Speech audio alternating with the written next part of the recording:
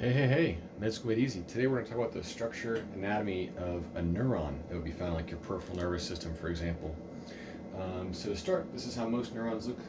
Up here you have your dendrite, and the dendrite is really the start of an impulse in this particular neuron where it catches different neurotransmitters or collects an impulse being sent through the nervous system, and it then propagates it and changes it as necessary.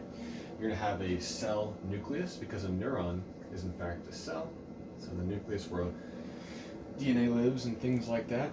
In these dendritic processes, you're going to have these things called Nissl granules.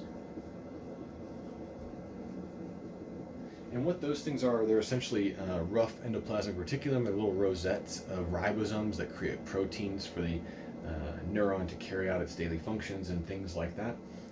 And then you're going to move from the dendrite down to the axon. The axon is this long part, this trunk that connects the dendritic processes to the synaptic knobs at the end or the terminals at the end. Okay, and this is where most of the propagation of an impulse occurs. Now, the reason why this occurs, and especially in a fast manner, is because there are these Schwann cells that coat the axon. They can be both myelinating and non-myelinating. In this case, we're talking about myelinating Schwann cells. And what they do is they end up creating this myelin sheath that goes along and insulates the axon and allows for safe passage of impulses down the axon.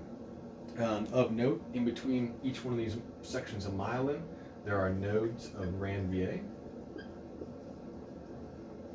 And essentially what these are, they're breaks in the myelin sheath that contain an abnormally large amount of sodium-gated channels that allow for rapid propagation. They're what make the impulse go so fast, essentially down the axon.